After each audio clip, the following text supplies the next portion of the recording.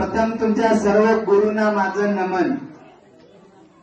कारण ज्या समाजामध्ये धर्मगुरू असतात तो समाज एकत्र येतो. राजकारणी आले तर समाज एकत्र येत नाही. नेता आला समाज एकत्र येत नाही. पैसा आला समाज एकत्र येत नाही. पण धर्मगुरू जर का एकत्र आले सगळे तर समाज एकत्र येतो. बरोबर महाराज. म्हणून तुम्ही सगळे खूप नशीबवान आहात.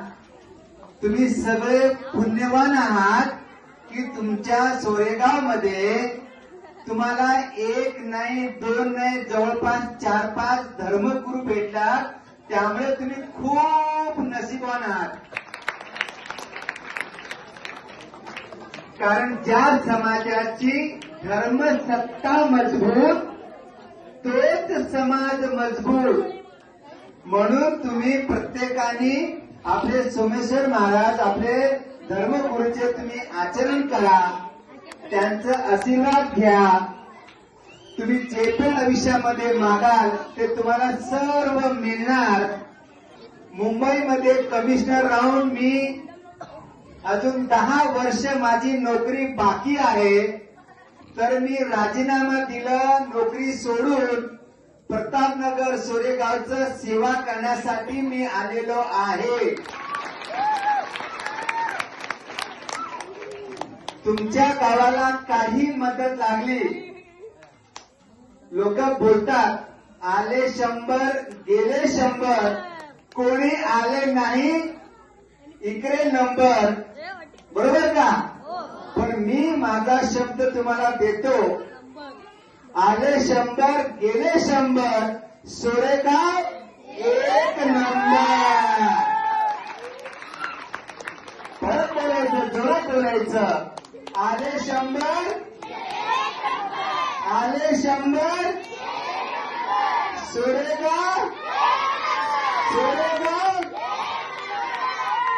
त्यामुळे तुमच्या सोरेगावची प्रगती तुमच्या सोरेगावचा विकास हे तुम्हाला करायचं आहे. त्यामुळे तुमचा विकास करण्यासाठी माझी काय गरज लागली तर मला तुम्ही आवर्जून आवाज द्या. माझं ऑफिस आहे त्या ऑफिसमध्ये येत जावा. तुमची काही अडचण असेल तुम्ही आवाज द्या. मी प्रतापनगरवरून परत तुमच्या सोरेगावला येईन. त्यामुळे जास्त न बोलता खूप मला आवडलं. या पालखीमधले काही मला तर चादर होते. थोडं कन्नड कळाली. चलो चलो करती काय. कारण लहानपणी प्रतापनगर सोला इथे यायचं मी सोरेगावला तुमची हुक्की खायला. जे हुक्की ना ती सगळी ही मला आता एवढा होतो तेव्हा मी प्रतापनगरवरून परत यायचं. कुस्ती लागायची. ते कुस्ती करण्यासाठी मी चालत यायचं एकटा. माझे वडील मारायचे नको येऊ तू. तरी मी एवढा असताना परत इथे आलेलो आहे. तर थोडं मला कन्नड येतं समजतं पण मी करणार नाही.